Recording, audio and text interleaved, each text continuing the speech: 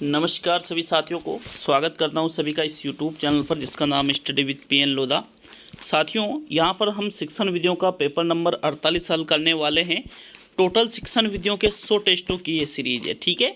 तो 100 टेस्टों में आप टोटल 2500 प्रश्न हल करने वाले हैं, जो कि रीट पात्रता परीक्षा 2022 फर्स्ट लेवल और सेकंड लेवल के लिए बहुत ही उपयोगी है।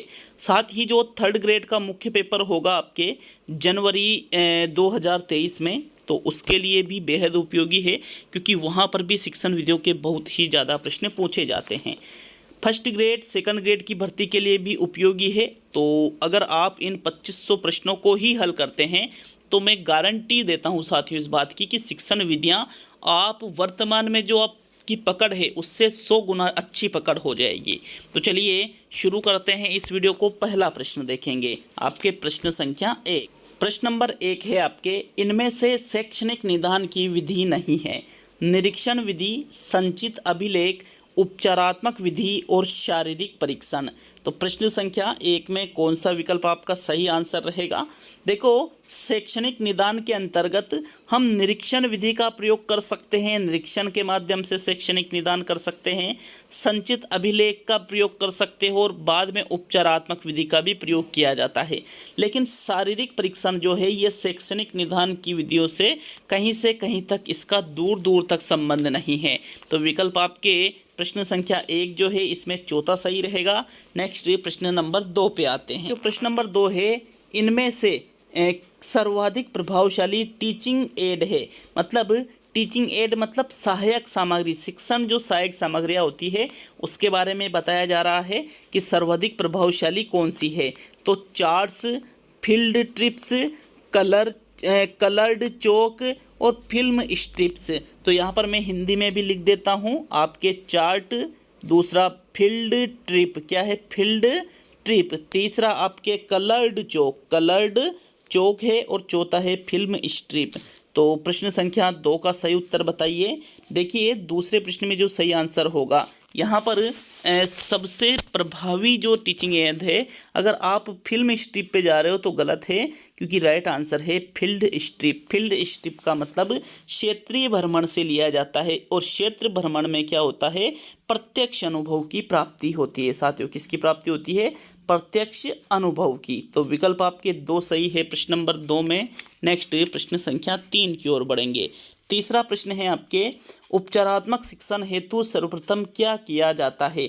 समस्याग्रस्त शिक्षार्थियों का चयन किया जाता है, शिक्षार्थियों की कमजोरी के विशिष्ट क्षेत्रों का निर्धारण किया जाता है, उपचारात्मक कार्यक्रम के प्रारूप का निर्माण किया जाता है और उपचारात्मक कार्यक्रम का क्रियान्वयन किया जाता है। तो तीसरे प्रश्न में राइट आंसर बताइए साथियों, कौन सा विकल्प आपके प्रश्न संख्या 3 का सही उत्तर होगा? देखो यहाँ पर उपचारात्मक शिक्षण के लिए सबसे पहले जो कार्य किया जाता है, उपचारात्मक कार्य मतलब यहाँ पर समस्याओं को दूर करने का कार्य। तो साथियों इसमें उपचारात्मक कार्य का क्रियान्वयन तो बाद में करते हैं, प्रारूप का निर्माण, विशिष्ट क्षेत्रों का निर्धारण करने से पहले भी समस्याग्रस्त जो शिक्षार्थी है उनका चयन कर लिया जाता है कि इन समस्याग्रस्त शिक्षार्थियों की समस्याओं को दूर करना है।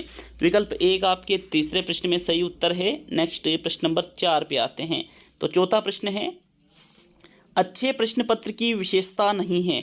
जो विशेषता अच्छे प्रश्न पत्र की नहीं है वो बताइए। पहला विकल्प, लगभग आधे प्रश्न बोध ज्ञान का अनुप्रयोग व कौशल पर आधारित होने चाहिए। दूसरा, प्रश्नों की भाषा सरल होनी चाहिए। तीसरा, 1 या 2 प्रश्न पाठ्यक्रम से बाहर से लिए जाने चाहिए। और चौथा, जहां कहीं संभव हो अपेक्षित उत्तरों की अधिकतम लंबाई को निर्धारित कर देना चाहिए। तो प्रश्न संख्या 4 में जो विशेषता आपको अच्छे प्रश्न पत्र की नहीं लग रही है उसका चयन करना है साथियों। देखो जो अच्छा प्रश्न पत्र होता है उसमें आधे प्रश्न बोध ज्ञान और अनुप्रयोग व कौशल पर आधारित होने चाहिए, भाषा भी सरल होनी चाहिए। लेकिन तीसरा विकल्प क्या कह रहा है कि 1 या 2 प्रश्न पाठ्यक्रम से बाहर से लिए जाने चाहिए। तो पाठ्यक्रम के बाहर से 1, 2 क्या 1 भी प्रश्न सम्मिलित नहीं होना चाहिए साथियों। ये जो आपके तीसरा विकल्प है, कौन सा विकल्प? तीसरा विकल्प है, ये अच्छे प्रश्न पत्र की विशेषता नहीं है। तो थर्ड विकल्प आपके चौथे प्रश्न में सही है। नेक्स्ट आगे बढ़ेंगे प्रश्न संख्या 5 की ओर। पांचवा प्रश्न देखेंगे साथियों, आपके प्रश्न संख्या 5। तो प्रश्न नंबर 5 को देख लेते हैं। प्रश्न नंबर 5 क्या है? अपारदर्शी पदार्थों के छोटे रूपों को पर्दे पर बड़े आकार में प्रक्षेपित किसके द्वारा किया जाता है? माइक्रोस्कोप के द्वारा, कैमरे के द्वारा, एपिडाइस्कोप के द्वारा और ओवरहेड प्रोजेक्टर के द्वारा। तो प्रश्न संख्या 5 में सही आंसर का चयन करें। कौन सा विकल्प आपके 5वें क्वेश्चन का सही उत्तर होगा? देखो 5वें प्रश्न में जो सही आंसर है, जो अपारदर्शी मतलब जिनको आर पार नहीं देख सकते, जिनमें आप उन पदार्थों के छोटे जो रूप होते हैं उनको बड़े आकार पर पर्दे पर जिसके माध्यम से प्रक्षेपित किया जाता है वो होता है एपिडाइस्कोप। क्या होता है वो? एपिडाइस्कोप होता है साथियों। तीसरा विकल्प आपके 5वें प्रश्न में सही है। नेक्स्ट प्रश्न नंबर 6 की ओर बढ़ते हैं। तो चलिए 6ठा प्रश्न देखेंगे, आपके प्रश्न संख्या 6। प्रश्न संख्या 6 है आपके, शिक्षण में पूछताछ प्रतिमान का अर्थ है। तो पूछताछ के माध्यम से कार्यक्रम का आयोजन करना, पूछताछ के माध्यम से मूल्यांकन करना, पूछताछ के माध्यम से छात्रों द्वारा ज्ञानार्जन करना और पूछताछ के माध्यम से शिक्षक द्वारा शिक्षण करना। तो प्रश्न संख्या 6 में जो पूछताछ प्रतिमान है इसका सही अर्थ आपको बताना है कि पूछताछ प्रतिमान का सही अर्थ क्या होता है। तो प्रश्न संख्या 6 में सही उत्तर देखते हैं। आपके प्रश्न संख्या 6 में सही आंसर साथियों, पूछताछ प्रतिमान का अर्थ होता है पूछताछ के माध्यम से मूल्यांकन कार्यक्रम आयोजन करना नहीं, बल्कि पूछताछ के माध्यम से यदि छात्रों द्वारा ज्ञान का अर्जन किया जाता है तो वो ही पूछताछ प्रतिमान कहलाता है। 6ठे प्रश्न में तीसरा विकल्प सही है। नेक्स्ट प्रश्न नंबर 7 की ओर बढ़ते हैं। 7वां प्रश्न है आपके, प्रयोग प्रदर्शन विधि का मुख्य दोष है छात्रों की सहभागिता का न होना, वैज्ञानिक विधि का ना होना, तथ्यात्मक निष्कर्ष निकालना और इनमें से कोई भी नहीं। तो प्रश्न संख्या 7 में राइट आंसर बताओ कौन सा विकल्प आपका सही है। साथियों कोई नहीं को हम आप हटा दो, वैज्ञानिक विधि है ये, तथ्यात्मक निष्कर्ष निकलते हैं, लेकिन छात्रों की सहभागिता का न होना ये बिल्कुल सही बात है, क्योंकि प्रयोग प्रदर्शन विधि में प्रयोग का प्रदर्शन कौन करता है? अध्यापक करता है, और छात्र उस चीज़ का क्या करते हैं? अवलोकन करते हैं। देखते तो हैं, प्रत्यक्ष अनुभव प्राप्त होता है, लेकिन सक्रिय नहीं रहते, सहभागिता उनकी नहीं होती है। इसलिए विकल्प 1 आपके 7वें प्रश्न का सही उत्तर है। चलिए नेक्स्ट प्रश्न नंबर 8 की ओर बढ़ेंगे। तो आपके प्रश्न संख्या 8, केंद्रीय भावबोध प्रश्न शामिल रहते हैं, गद्य में शामिल रहते हैं, पद्य में शामिल रहते हैं, व्याकरण में शामिल रहते हैं या रचना में शामिल रहते हैं। तो किस प्रकार के शिक्षण में केंद्रीय भावबोध प्रश्न शामिल रहते हैं? प्रश्न संख्या 8 में सही उत्तर बताओ साथियों।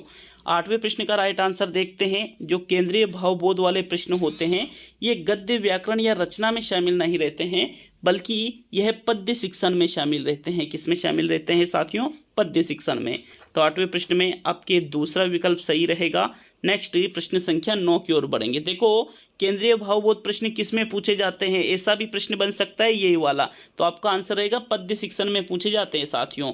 9वां प्रश्न देख लेते हैं। पाठ योजना में प्रकरण का लेखन किया जाता है, औपचारिक बिंदुओं में किया जाता है, प्रस्तावना में किया जाता है, उद्देश्य कथन में किया जाता है या व्यवहारगत परिवर्तन में किया जाता है।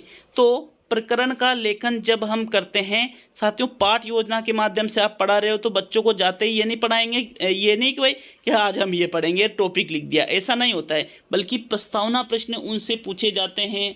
फिर अंत में एक समस्यात्मक प्रश्न होता है, उस प्रश्न के आधार पर प्रकरण उद्देश्य कथन कहा जाता है और उसी में प्रकरण का लेखन कर दिया जाता है। तो उद्देश्य कथन में प्रकरण का लेखन किया जाता है। 9वें प्रश्न में आपके 3rd विकल्प सही है। नेक्स्ट प्रश्न संख्या 10 की ओर बढ़ते हैं। 10वां प्रश्न है, श्रुत लेखन विधि का उद्देश्य नहीं है लेखन गति का विकास करना, वाचन गति का विकास करना, एकाग्र चित्तता का विकास करना और युद्ध में स्पष्ट, युद्ध नहीं साथियों यहाँ पर गलत है, ये स्पष्ट लेखन का विकास करना। तो बताओ प्रश्न संख्या 10 में कौन सा विकल्प आपका आंसर होगा?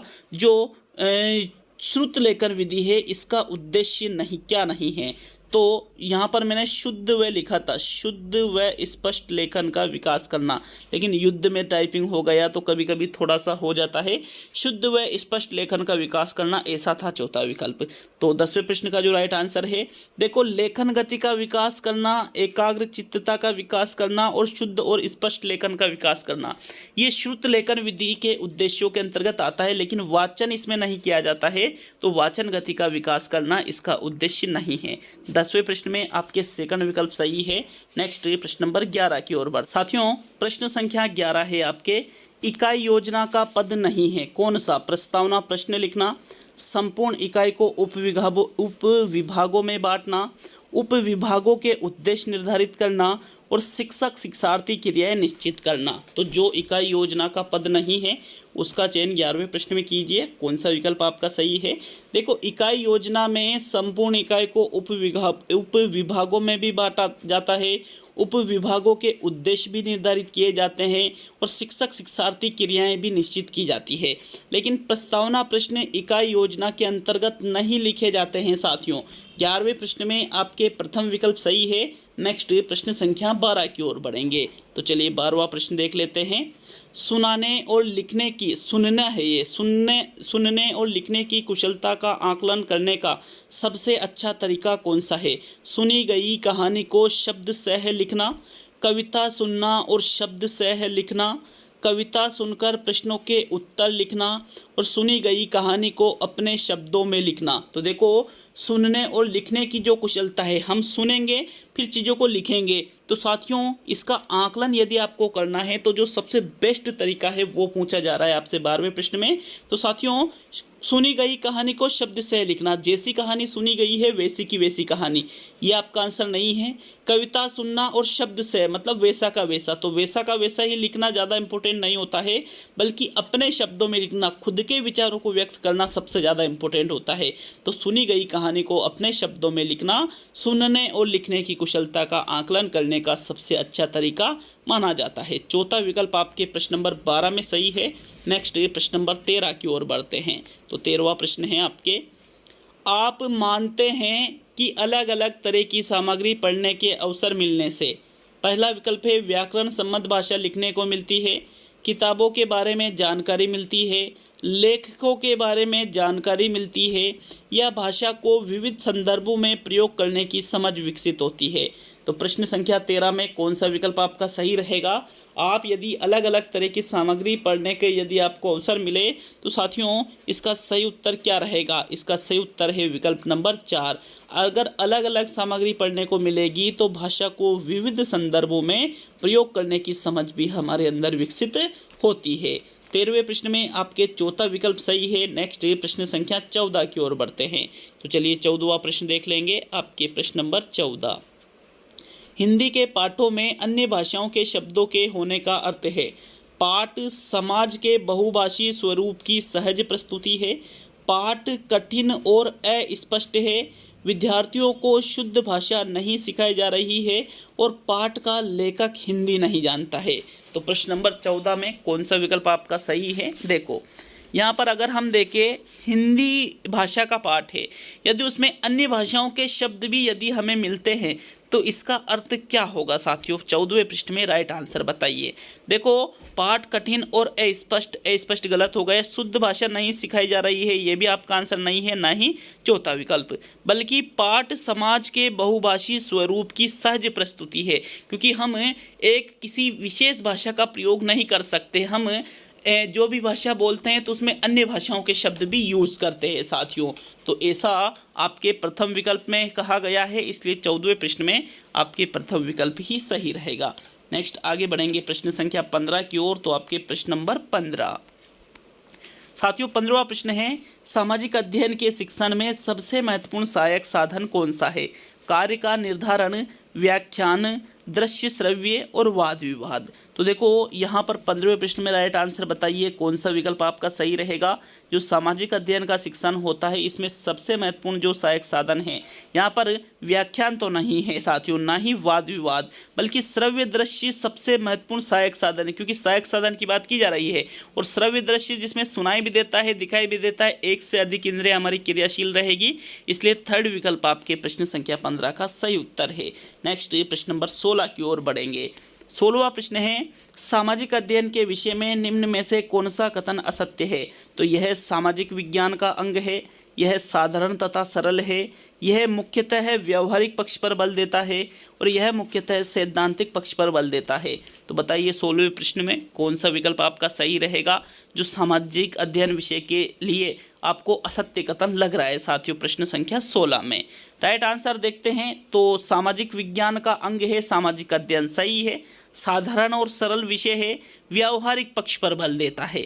लेकिन चौथा विकल्प कह रहा है कि सैद्धांतिक पक्ष पर बल देता है, तो गलत है, सैद्धांतिक नहीं बल्कि यह व्यावहारिक पक्ष पर बल देता है। तो असत्य कथन कौन सा हुआ, चौथा विकल्प हुआ साथियों। 16वें प्रश्न में बिल्कुल चौथा विकल्प ही आपका सही उत्तर होगा। चलिए नेक्स्ट प्रश्न नंबर 17 की ओर बढ़ेंगे। तो आपके प्रश्न नंबर 17वां प्रश्न है, एडगर डेल के श्रव्य दृश्य साधनों के अनुभव शंकु द्वारा किए गए वर्गीकरण में सबसे उच्चतम अनुभव कौन सा है। प्रत्यक्ष प्रयोजनपूर्ण अनुभव, समेकित अनुभव, नाटकीय अनुभव और क्षेत्र भ्रमण अनुभव। तो देखो एडगर डेल ने जो श्रव्य दृश्य साधनों के लिए अनुभव शंकु दिया था साथियों, कोन ऑफ एक्सपीरियंस दिया था, इसमें सबसे उच्चतम अनुभव किस प्रकार के अनुभव को बताया है। तो प्रश्न नंबर 17 में राइट आंसर देखते हैं साथियों। यहाँ पर समेकित, नाटकीय, ये दोनों आपका आंसर नहीं है। क्षेत्र भ्रमण या प्रत्यक्ष प्रयोजनपूर्ण, तो राइट आंसर है आपके एडगर डेल का मानना था कि प्रत्यक्ष प्रयोजनपूर्ण जो अनुभव होता है ये सबसे उच्चतम अनुभव होता है साथियों सीखने के लिए। विकल्प 1 आपके 17वें प्रश्न का सही उत्तर है। नेक्स्ट प्रश्न नंबर 18 को देख लेते हैं। तो आपके 18वां प्रश्न, ग्लोब उदाहरण है, किसका उदाहरण है ग्लोब, प्रक्षेपित सामग्री का, अप्रक्षेपी सामग्री का, श्रव्य सामग्री का, और कोई भी विकल्प सही नहीं है। तो देखो चौथा विकल्प आपका आंसर नहीं होगा। जो ग्लोब जैसे छोटे जो पृथ्वी है इसका जो छोटा रूप है साथियों, ग्लोब आपने देख रखा होगा, तो ये श्रव्य सामग्री नहीं है बल्कि ये एक दृश्य सामग्री है। अब दृश्य सामग्री विकल्प में नहीं दे रखा है, क्या ये प्रक्षेपित सामग्री है, जी नहीं, बल्कि फिर यहाँ पर इसको हम अप्रक्षेपी सामग्री के अंतर्गत सम्मिलित कर लेंगे। विकल्प नंबर आपका 2 18वें प्रश्न में सही है। नेक्स्ट 19वें प्रश्न की ओर बढ़ेंगे। तो आपके प्रश्न संख्या 19, निम्नांकित में से कौन सा चरण हर्बर्ट उपागम एवं मॉरिसन उपागम में समान है। तैयारी, अन्वेषण, प्रस्तुतिकरण और सामान्यीकरण। तो देखो यहाँ पर जो चरण हर्बर्ट उपागम एवं मॉरिसन उपागम में आपको समान लग रहा है उसका आपको चयन करना है प्रश्न संख्या 19 में। तो साथियों 19वें प्रश्न का राइट आंसर देख लेते हैं, क्या आंसर रहेगा आपके प्रश्न संख्या 19 में। इसका सही उत्तर है साथियों, देखो जो हर्बर्ट उपागम है और जो मॉरिसन उपागम है इसमें जो प्रस्तुतिकरण वाला चरण है, कौन सा चरण है, प्रस्तुतिकरण वाला, ये दोनों में ही समान है। थर्ड विकल्प आपके 19वें प्रश्न का सही उत्तर है। नेक्स्ट प्रश्न संख्या 20 की ओर बढ़ेंगे। तो चलिए 20वां प्रश्न देख लेते हैं। शिक्षा में उद्देश्यों का वर्गीकरण किसने दिया है। जॉन डीवी ने दिया है, स्मिथ ने दिया है, BS ब्लूम ने दिया है, या IK डेविस ने दिया है। तो किसके द्वारा यहाँ पर शिक्षा में उद्देश्यों का वर्गीकरण दिया गया है साथियों। 20वें प्रश्न में उद्देश्यों का वर्गीकरण BS ब्लूम के द्वारा किया गया है, जिसमें इन्होंने उद्देश्यों को 3 भागों में वर्गीकृत किया है। कितने भागों में, 3 भागों में। एक आपके ज्ञानात्मक उद्देश्य होता है, एक आपके भावात्मक उद्देश्य होता है, और एक आपके क्रियात्मक उद्देश्य होता है। तो थर्ड विकल्प आपके 20 जो प्रश्न है इसका सही उत्तर है। नेक्स्ट 21वें प्रश्न की ओर बढ़ते हैं। क्यों, प्रश्न नंबर 21 है आपके, किसी वस्तु की मात्रा के रूप में प्रकट करने की एक प्रक्रिया को कहते हैं मापन, मूल्यांकन, परिधि और संक्रिया। तो कोई भी वस्तु है यदि हम मात्रात्मक रूप में उसको प्रकट करते हैं तो साथियों उसको मापन कहा जाएगा, जबकि उसको गुणात्मक रूप में यदि आप प्रकट करते हो तो उसको मूल्यांकन कहा जाएगा। अब यहाँ पर मात्रात्मक रूप की बात की जा रही है, इसलिए मापन आपका जो प्रथम विकल्प है 21वें प्रश्न में ये आपका सही उत्तर होगा साथियों। नेक्स्ट प्रश्न संख्या 22 की ओर बढ़ेंगे। तो आपके प्रश्न नंबर 22 को देख लेते हैं। 22वां प्रश्न है, मूल्यांकन की प्रक्रिया में वह उपक्रम जिसमें छात्रों के व्यवहार से संबंधित घटनाओं का ब्यौरा रखा जाता है कहलाता है। जांच सूचियां, वृत्तांत, अभिलेख, अभिवृत्ति मापनियां और निर्धारण मापनियां। स्टार कर लीजिए क्वेश्चन को, वेरी इंपॉर्टेंट क्वेश्चन है साथियों। 22वें पृष्ठ में कौन सा विकल्प आप सही करोगे? तो देखो आंसर देख लेते हैं कि भाई इसका सही आंसर क्या होगा। जो मूल्यांकन की प्रक्रिया होती है जिसके अंतर्गत छात्रों के व्यवहार से संबंधित घटनाओं का ब्यौरा रखा जाता है, तो घटनाओं का ब्यौरा साथियों किस में रखा जाता है? वृत्तांत अभिलेख में रखा जाता है। किस में रखा जाता है? वृत्तांत अभिलेख में। आपके सेकंड विकल्प 22वें प्रश्न का सही उत्तर है। नेक्स्ट प्रश्न नंबर 23 की ओर बढ़ेंगे। तो चलिए 23वां प्रश्न। लेकिन वीडियो अच्छा लगे तो वीडियो को एक लाइक और कम से कम 2 जगह शेयर जरूर करिएगा साथियों। बस आप ये मान सकते हो कि यही हमारी फीस है, 1 लाइक और 2 जगह शेयर, और इसके अलावा कुछ भी नहीं चाहिए आप लोगों से। तो इतना तो आप जरूर करिएगा साथियों। 23वां प्रश्न देख लेते हैं। आपके प्रश्न नंबर 23, निम्नलिखित में से कौन सा पर्यावरण अध्ययन में सीखने का रचनात्मक आकलन का साधन नहीं है? पोर्टफोलियो, क्रम निर्धारण मापनी, वर्णन अभिलेख और वार्षिक उपलब्धि परीक्षण। तो 23वें प्रश्न में राइट आंसर बताइए। जो पर्यावरण अध्ययन में सीखने का रचनात्मक आकलन का साधन नहीं है साथियों, यहाँ पर क्रम निर्धारण मापनी रचनात्मक आकलन में आती है, पोर्टफोलियो रचनात्मक आकलन में आता है, वर्णन अभिलेख रचनात्मक में आकलन में आता है, लेकिन जो वार्षिक उपलब्धि परीक्षण है ये रचनात्मक आकलन में नहीं आएगा, बल्कि ये किस में आएगा? फिर योगात्मक आकलन में आएगा। किस में आएगा साथियों? योगात्मक आकलन में। तो विकल्प नंबर जो 4 है 23 का सही उत्तर होगा। नेक्स्ट प्रश्न नंबर 24, जो कि आज का सेकंड लास्ट प्रश्न है साथियों। टोटल 25 प्रश्नों का टेस्ट यहाँ पर शिक्षण वीडियो के चल रहे हैं। हिंदी और साइकोलॉजी के यहाँ पर 30 प्रश्नों के टेस्ट चल रहे हैं। तो देखो कमेंट करके जाना कि भाई आपके कितने प्रश्न यहाँ पर सही होते हैं। तो 24वां प्रश्न जो कि सेकंड लास्ट प्रश्न है, निम्नलिखित में से कौन सा नियम अधिगम के प्रयास व त्रुटि सिद्धांत से संबंधित नहीं है? पुनर्बलन का नियम, तत्परता का नियम, अभ्यास का नियम और प्रभाव का नियम। साथियों जो प्रयास व त्रुटि के सिद्धांत से संबंधित नियम नहीं है वो है पुनर्बलन का नियम, क्योंकि प्रयास व त्रुटि का सिद्धांत थॉर्नडाइक ने दिया था और इन्होंने तत्परता, अभ्यास और प्रभाव का नियम बताया था, लेकिन पुनर्बलन का नियम नहीं बताया है। तो 24वें में प्रथम विकल्प आपके जो है यही आपका सही उत्तर होगा साथियों। अब आज का अंतिम और 25वां प्रश्न देखेंगे। कमेंट करके जाना कि 25 में से कितने प्रश्न सही हो रहे हैं और टेस्ट कैसा लगा, प्रश्न किस क्वालिटी के लगे, कमेंट में जरूर बताकर जाए साथियों। तो चलिए आज का अंतिम और 25वां प्रश्न, निम्नलिखित में से अप्रक्षेपित शिक्षण सामग्री कौन सी है? फिल्म स्ट्रिप है, चार्ट है, चित्र विस्तारक यंत्र है और स्लाइड है। तो देखो अप्रक्षेपित शिक्षण सामग्रियों यहाँ पर फिल्म स्ट्रिप प्रक्षेपित है, स्लाइड प्रक्षेपित है, चित्र विस्तारक यंत्र प्रक्षेपित है, लेकिन जो चार्ट है ये कैसी सामग्री है? एक अप्रक्षेपित शिक्षण सामग्री है। तो 25वें प्रश्न में आपके सेकंड विकल्प बिल्कुल सही है। तो ये हमने टेस्ट नंबर 48 को क्लियर कर लिया है। अब आपके शिक्षण वीडियो के 52 टेस्ट आना और बाकी है साथियों। तो मिलते हैं अब अगले वीडियो में। बहुत बहुत धन्यवाद इतना सारा प्यार देने के लिए साथियों।